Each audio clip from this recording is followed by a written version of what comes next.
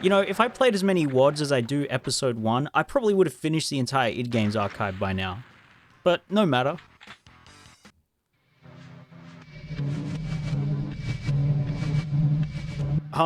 What's happening? And what's up with this MIDI? You know what, actually, I think that's enough dooming for one night.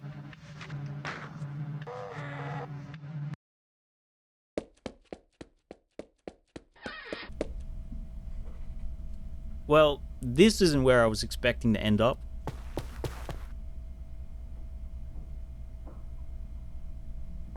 could have sworn I just went down this hallway. Well, there's got to be something behind one of these doors at least.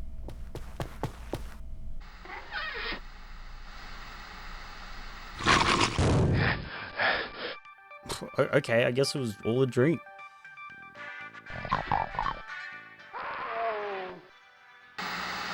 If there's one internet phenomenon I've always been utterly fascinated by, it's liminal spaces. If the name doesn't ring a bell to you, then perhaps this will jog your memory a bit. It's images like the Backrooms here that sparked a new curiosity for capturing the aesthetics of spaces that managed to trigger that uncanny valley tick in our heads. A typical or common setting warped by some form of unfamiliarity. Maybe it's the outlandish architecture, clashing scenery, or the absence of something that would otherwise make the subject appear normal. Some do try to define liminal spaces more explicitly, where you'll often hear phrases like depicting a state of transition or placed at a boundary of threshold. For example, picture a mall empty at night or abandoned entirely, removed from its regular context of daylight or bustling activity. Simply put, these depictions make you feel as if something just isn't right. But no matter how strictly you define what a liminal space is, for me, it always leads through the same motions: curiosity, eeriness, and sometimes even nostalgia.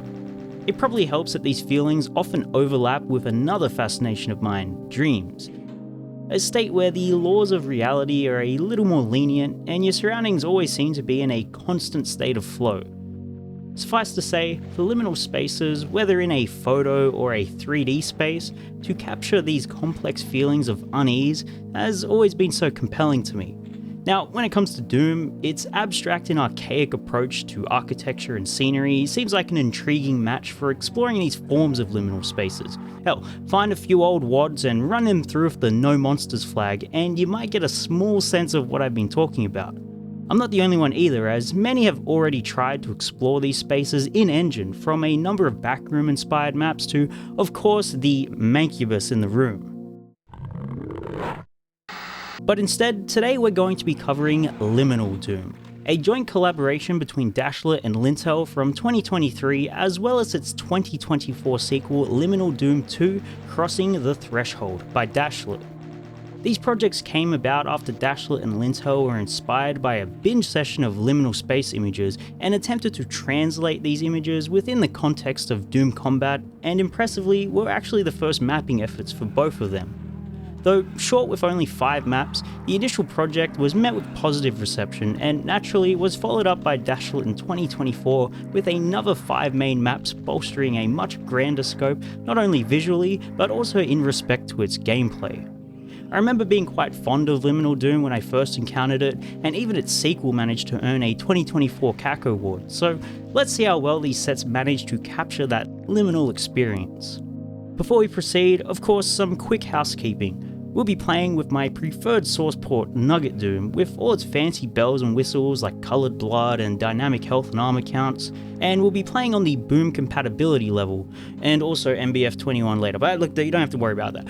Alongside pistol starts as well per the WOD's recommendations, and we'll also be playing through on ultra violence, so with one large caveat that we'll deal with when it comes to it. Though I am obliged to say that Dashlet actually recommends first timers play this on Hurt Me Plenty. Alright, enough of that, let's not waste any more time and enter the dream state.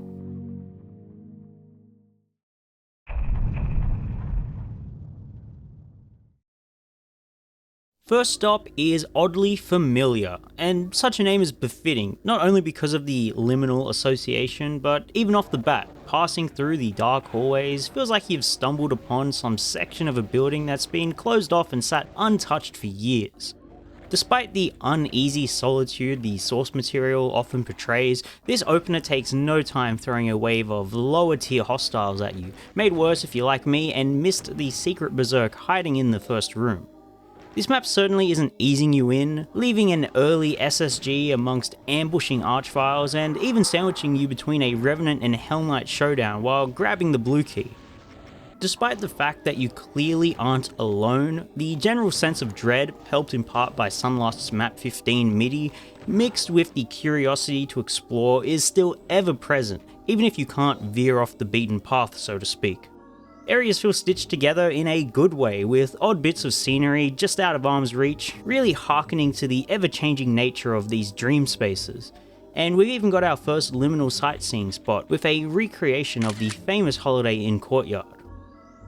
The finale has you dueling a cyberdemon in a claustrophobic and flooded subway terminal, and take it as a final warning to either proceed with caution or lower the difficulty because, well, this is just the beginning. The text file detailing extra information about each map reveals that this was in fact Dashlet's first map, and between its presentation and combat, well, it certainly blows any sorry attempts at a first map I'd ever made out of the water. But I digress. Let's venture through the Black Void and deeper into the nightmare.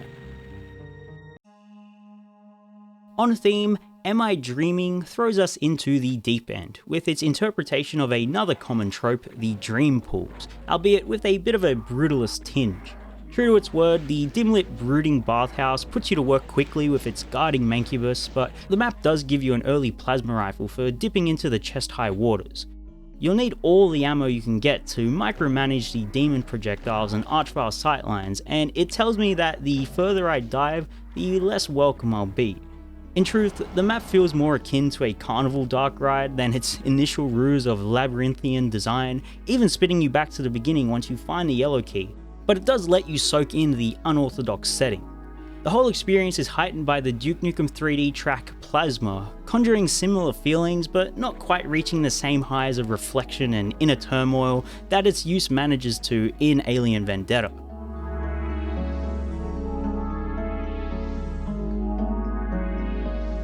The highlight for me is definitely the fight for the blue key, in which after accepting the Archvile's trade offer, you're left stranded on a bridge, having to wipe out a wave of cacos, all while being unable to fall back, else risk being singed by the skeletal guardians. It's these little combat challenges that really fuel the potential of the set for me, and it's only this sort of combat that I can hope for more of. The open space also left me dueling this lone lost soul way out in the distance.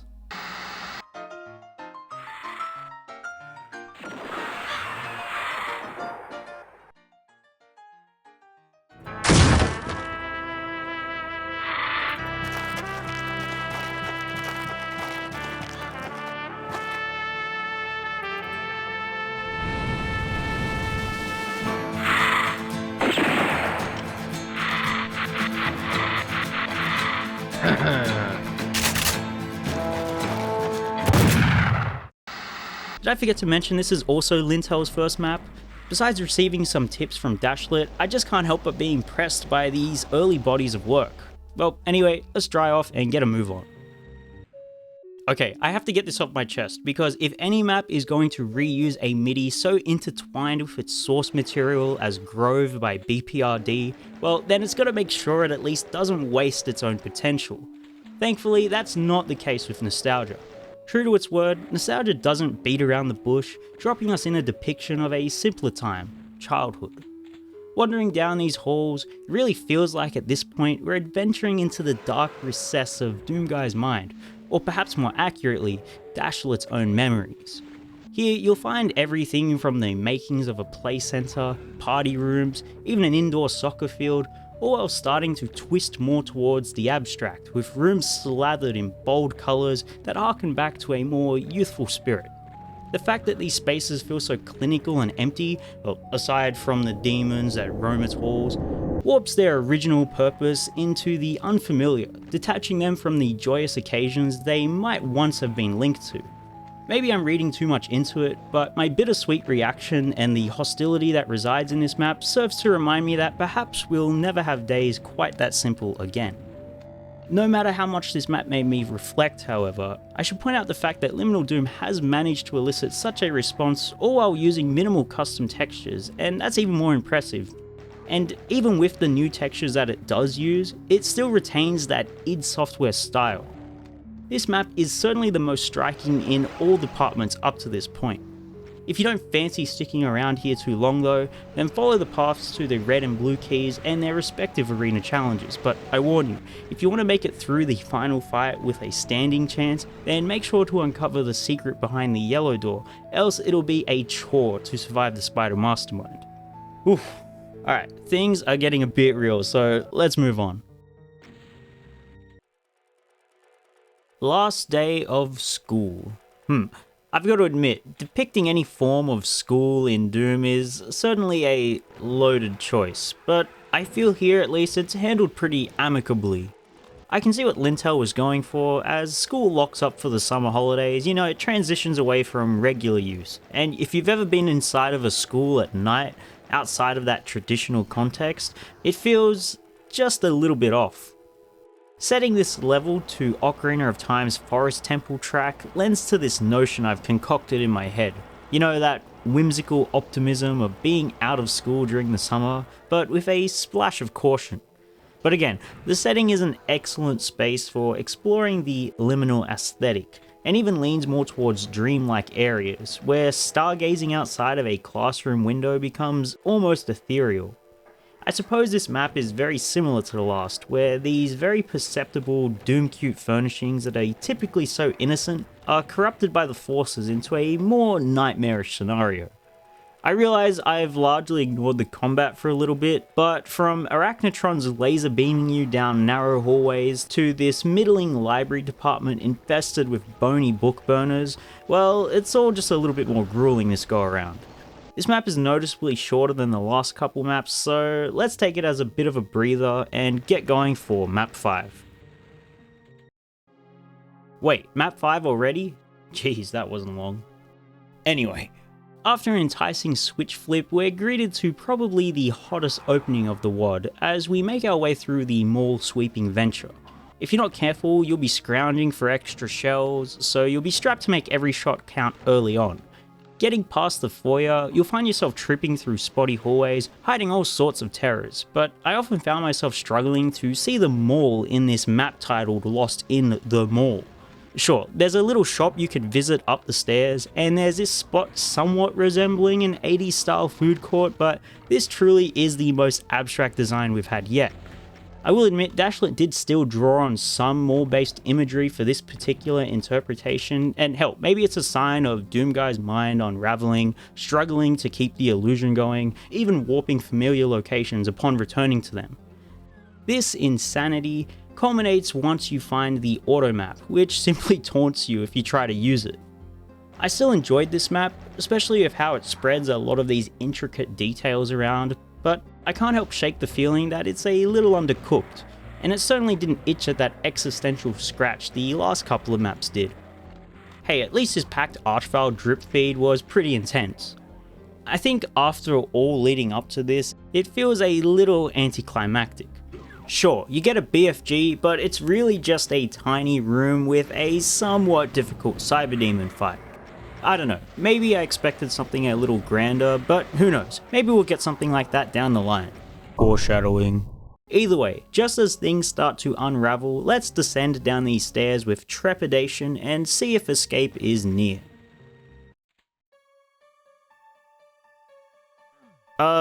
Okay, well, I guess the answer is a firm no. Liminal Space, the final map, if you want to count it as one, has no monsters, no secrets, no escape, and no hope. For you're trapped in here in what looks like a solitary basement. The only thing left, to contemplate the last 2 hours you spent hurling through these warped depictions of reality. You might think of it as unsatisfying, but I like that it kind of stops you firmly in your tracks, and makes you reflect on what you've just encountered, and the mess you've left behind. Sure, it's still a little bittersweet as it happened so soon into playing, but it was an intriguing run regardless, prompting more than just awe through visuals and good combat, and it actually put me in a raw headspace that only few other Doom mods could, so for that it actually deserves recognition, though I'd really prefer not to be trapped in this basement in the dark. Oh well. And that's where Liminal Doom's journey would remain for nearly 2 years. An inquisitive and impressive set for two first-time mappers that really seemed to punch above its weight, perhaps due to its commitment to the gimmick it laid out boldly in its title. Keep in mind, this was also a pre-My House venture, so while I can't definitely say it was the first to tackle this theme, it's certainly one to be recognized for it. But that being said, that's only half the equation, because now it's time to move on to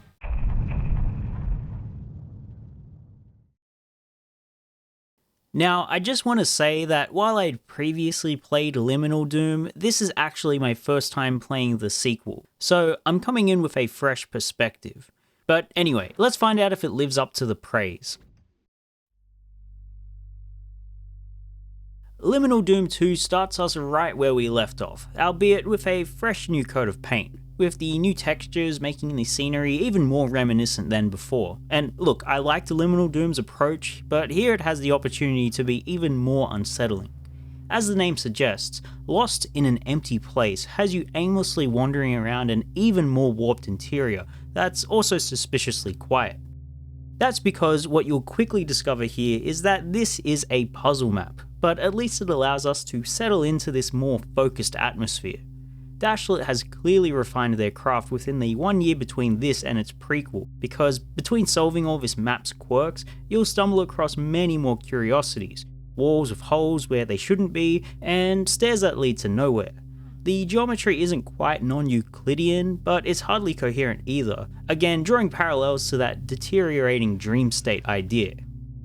The MIDI, originally composed by Michael Fonos, is particularly despondent in this context, reminding you once more that you're trapped, and even if the kill count says otherwise, it'd be best to stay on your toes. One thing I want to point out before moving on is that if you aren't well versed in using SR50s to strafe jump larger gaps, then I suggest getting some practice, for it's not strictly required down the line, well at least I don't think it is, but there is an eerie unmarked secret lingering behind one of them here at least. I've got to say, I wasn't expecting a puzzle map as my first experience, but it's so on brand and kept me on edge that it's a fantastic opener and sets a new standard for the WOD going forward. Well, if the last map's MIDI wasn't welcoming, then this one is actively telling you to turn back, but instead we're going deeper and deeper into this rabbit hole. Scopophobia actually has a bit of verticality to work with as you slog up or down these patchy staircases and uncover the downtrodden hallways that lie tucked away. This place is still empty, but it doesn't quite feel right. I still admire the trepidation helped in part by the new texture work. Between the rotting wallpaper, antique paintings, and the carpet, I can almost smell the mustiness emanating from it all. You know, I had to actually look up what scopophobia meant, and apparently it refers to the fear of being stared at, which, you know, doesn't bode well for the further I trek into this nightmare fuel. Hey, do you mind? Well, if you didn't notice our friends hiding in the dark, staring at us through the windows of this fake exit hallway, we're definitely no longer alone, for the doors have opened and the Horde has arrived. That's not to say that there's any less tension than before, as the environment is just as hostile and unwelcoming, but for now, we've traded the puzzles for a trusty boomstick. This map's real goal is setting you in gear for the step up in difficulty compared to Liminal Doom 1, with Archfiles, Revenants, and Mancubi all on the double. We've also got our first custom monster, the Lesser Cyberdemon, all the fun of dodging rockets but with half the health, though infighting is still a must with the limited space and low ammo count. This map certainly isn't a short trek, but if you're looking to get the most out of it, then I have to mention this secret locked behind the grey and yellow key switches. Hunting for it will treat you to this vista of nondescript high-rises, marred only by the platforming needed to traverse them. Look, I don't hate platforming in Doom, I mean, I've played a ton of jump maze, but without mouse look or jumping, it's just so unforgiving. Anyway, behind the switches lie a completely optional fight, noteworthy for previewing another new enemy, the Shadows. With erratic movement and super aggressive projectiles, it makes the fight all the more egregious. It also doesn't serve any reward other than personal accomplishment, but that's fine, considering it's sneakily setting you up with some practice for down the line. Foreshadowing. Never mind that for now though. Once the job's done, follow back through to take a forced death exit, cause whether you wanted it or not, everyone's pistol starting now. Above all else, Scopophobia strikes a seamless middle ground between the moody and the unrelenting. It looks like Lukewarm is Dashlet's own interpretation of the pool and bathhouse aesthetic after letting Lintel take the reins the first go around, but with added texture work and detailing to draw even more parallels to the uncanny. After continuing the trend of literally descending further into this nightmare, it won't take you quite as long to find something to shoot, cause I think the facade is well and truly gone. There's plenty of exploration to uncover with the red and blue key hunts, and between this and the last map, Liminal Doom 2 seems to be really making a point of making these maps much more grandiose and intricate compared to the somewhat more linear design of its predecessor. Following the difficulty trend, the sidetrack for the red key is a little arduous too, but more so if you're anything like me and hadn't actually tracked down enough resources yet, because even if you do nab an early plasma rifle, you'll barely make a dent before the Archviles staunch in and Control-Z all your progress. But I suppose the challenge makes it all the more compelling to conquer the map's secrets. This secret behind the pink door, for example, almost feels necessary for the SSG, shells and rockets it houses, though don't expect to run off with the reward scot-free, with the fight feeling even more grueling than the regular ones. It's easy to skip out on the atmosphere with all this combat talk, but I really admire this blend of clean pool architecture contrasted with the dilapidated residences, but it doesn't quite make me as reflective as some of the earlier entries. I will give props to the MIDI though for giving off this bubbling quality, which helps sell the water aesthetic just that little bit more.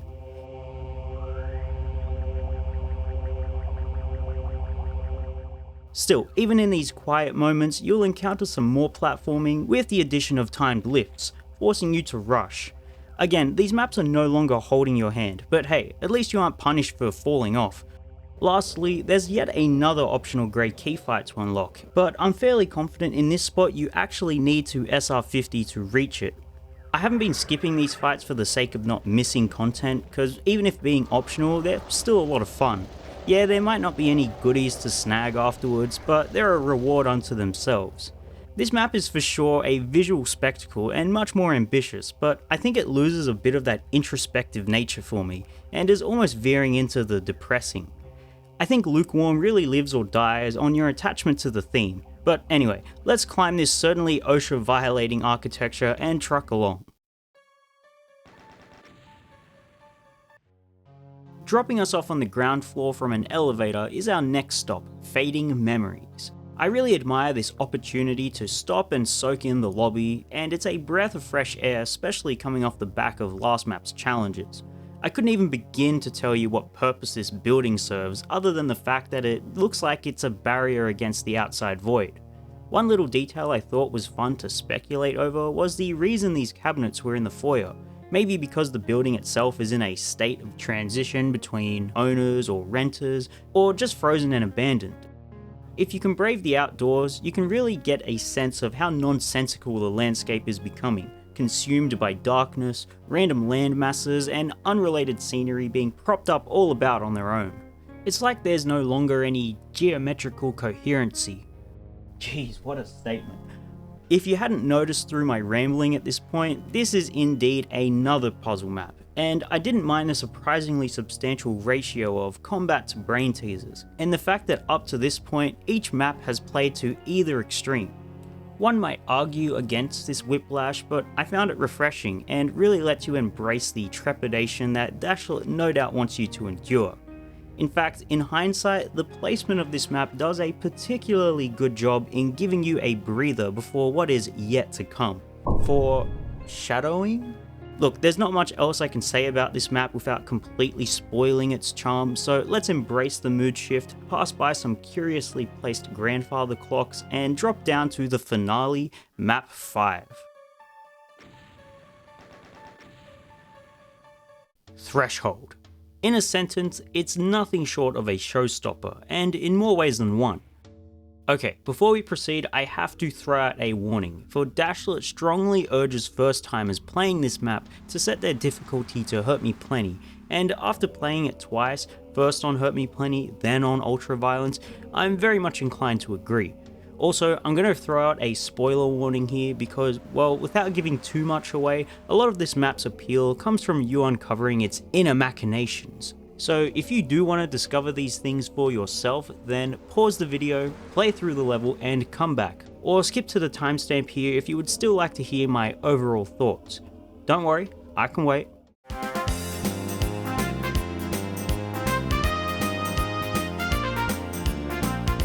Okay, well, if you're still here, I appreciate you sticking around, and if you're just joining us, then welcome back.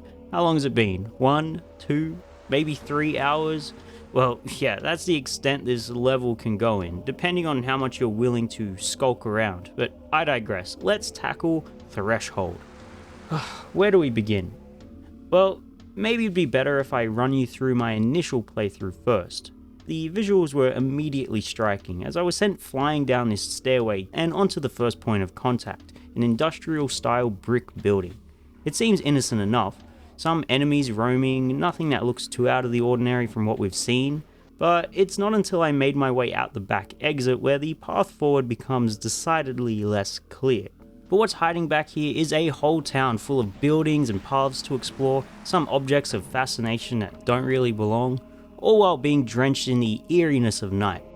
It was easy to get lost wandering around, finding new areas to uncover, but I ate up this opportunity to explore. Along the way, there were a bunch of areas locked off with bars, but I didn't really take much note of it at the time, because the spectacle was fascinating enough, and I trusted that at some point it would all come together. There was even a show barricaded up, telling you to return after the witching hour. Well, we'd have to check back in on that later. Eventually, I came across this locked exit and finally a goal. Unlock it using the red and yellow keys that I had yet to find. At the time, I found this clock staring at me behind an old boarded up window, but I wrote it off as simply another wacky liminal set piece. So I continued my goal, speeding down hallways and grabbing the keys I needed. At some point, I found a way into the courtyard and that clock piece, and I thought, that's strange, I must have missed this hallway at some point. But I didn't think too much of it, even this oddly placed 5 Roman numeral. Well, after all was said and done, I unlocked the exit, demolished the justifiable onslaught, and proceeded to what looked to be the way out of here, but not before noticing that there were still locked off areas. Well, I'm clearly missing something here, but you know what, I'm not the type of person who has to 100% a map the very first time I play it, so let's just exit now, check out the ending, and come back to explore some more.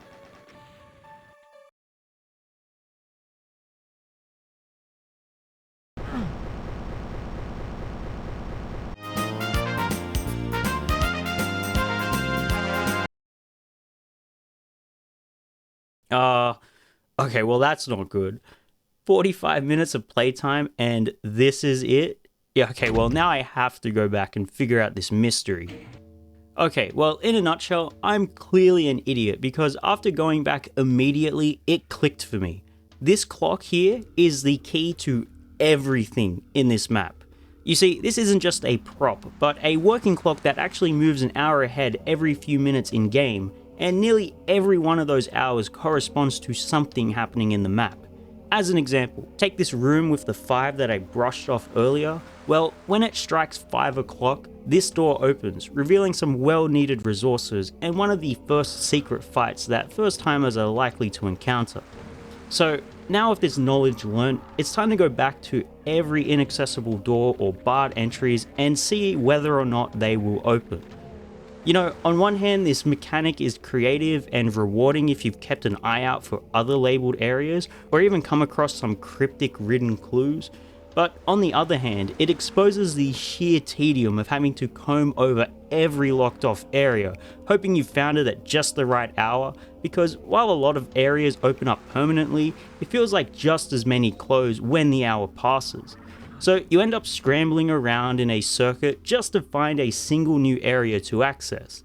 The map really would have benefited from having a switch that allowed you to advance an hour on your own schedule, even if it was also hidden behind a secret, but I don't know. Maybe there's some subtext about being a slave to time that I'm just ignoring.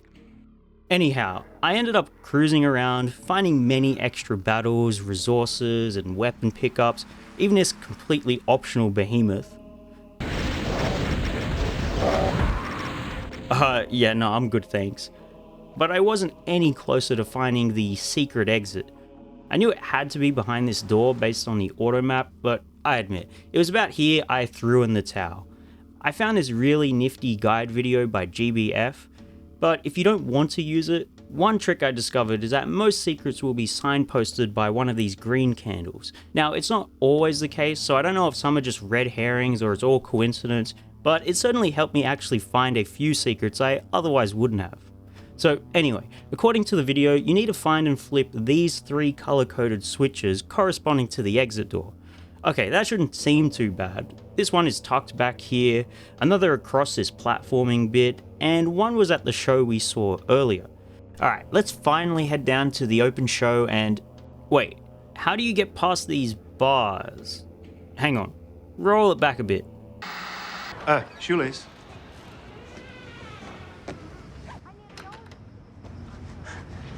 You might wanna...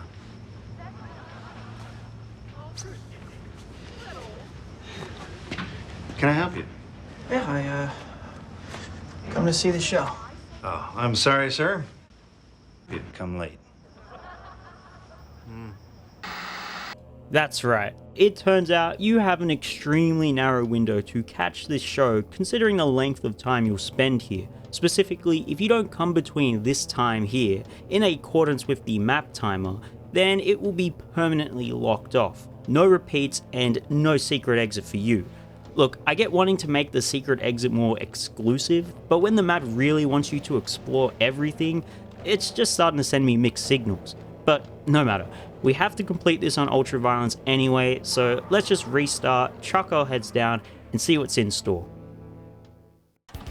Okay, so the show begins on the witching hour, which is at 3 AM, and with each hour in the map lasting 1 minute and 55 seconds in-game, we have just under 29 minutes before the show begins. But to even access the show, it's hiding behind this grey key entrance, so we need to grab that as well.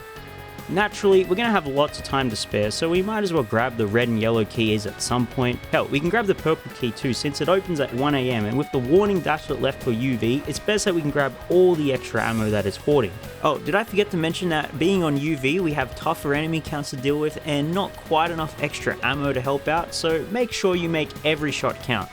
Now, if you've already got the essentials, you can free roam however you like, but it's probably best to grab the secret BFG here to make use of the cells. While we're waiting, a bunch of areas will open up for a limited time as well, including this Soul Sphere secret at 4 o'clock, the blue secret switch alleyway at 6 o'clock, the platforming secret, the red secret switch at 7, and a cell pack secret near the clock courtyard at 8 o'clock. But never mind that, geez, look at the time. It's getting close to 28 minutes, so we better... excuse me?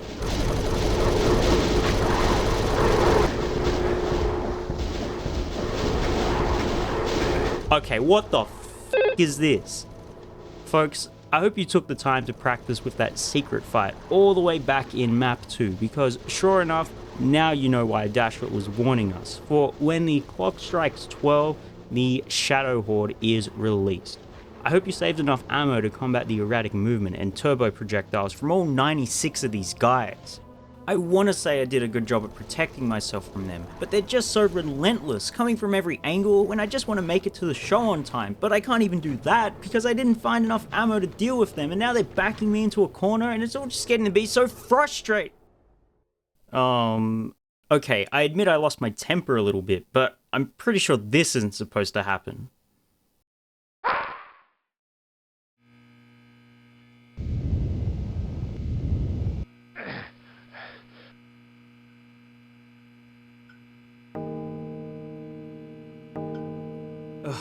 If only I had more time. That's not quite what I meant. Okay, come on. Just stop.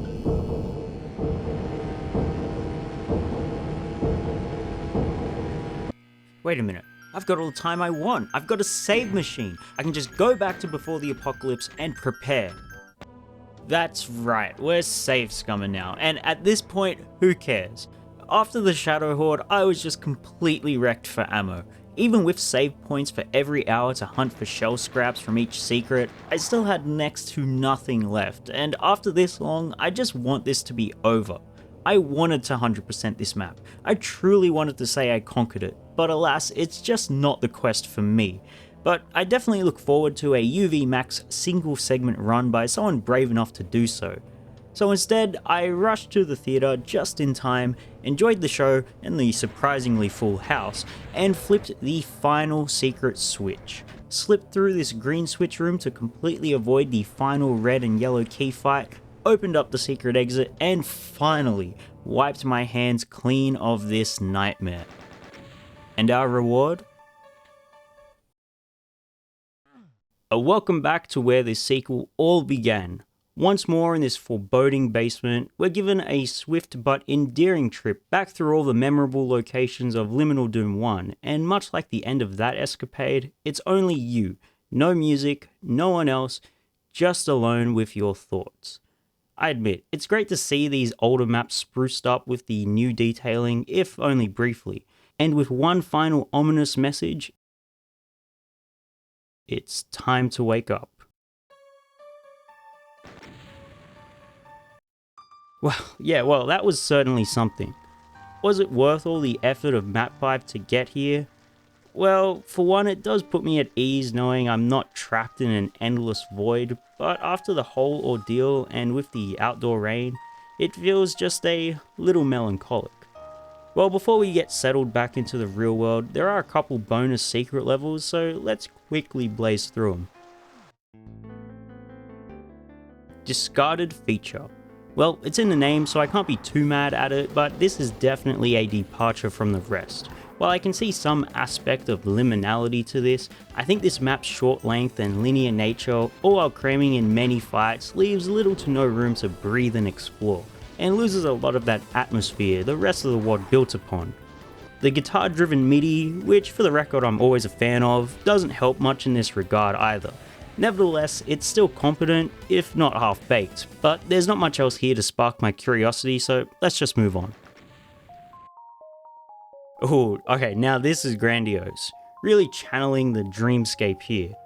Look, if you can stomach more critical platforming, then this map is probably right up your alley. But for me, it's just a little too finicky trying to get from point A to point B. However, this map at least tries some novel ideas. For whatever you do, don't kill any of the archviles you see. At least not right away, cause you'll need them to boost you up to otherwise inaccessible places in order to progress. Definitely not one for the single segmenters. The visuals are a spectacle, if only a little grey, but between the platforming and claustrophobia, I'd summarise this level as simply irritating, even down to the final fight where the floor begins to crumble beneath you, though you can cheese it if you memorise the pattern.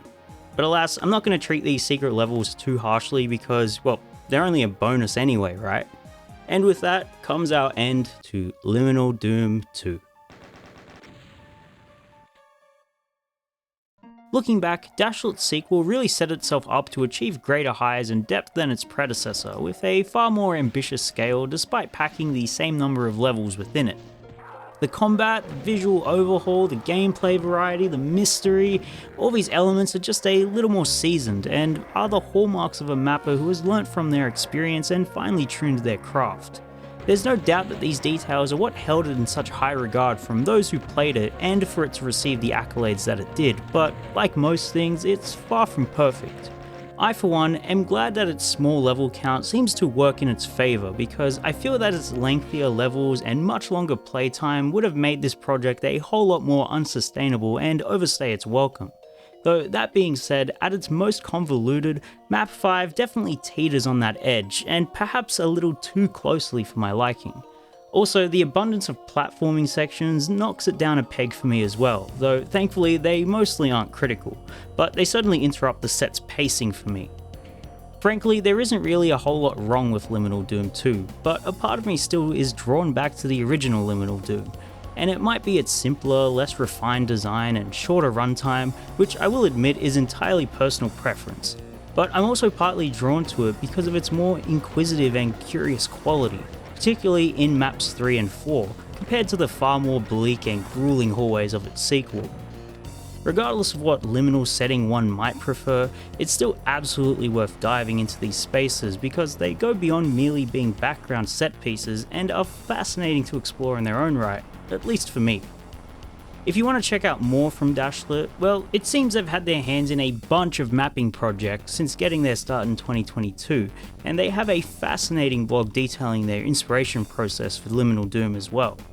As for Lintel, it looks like they don't do a whole lot of mapping these days, but are still active in the community.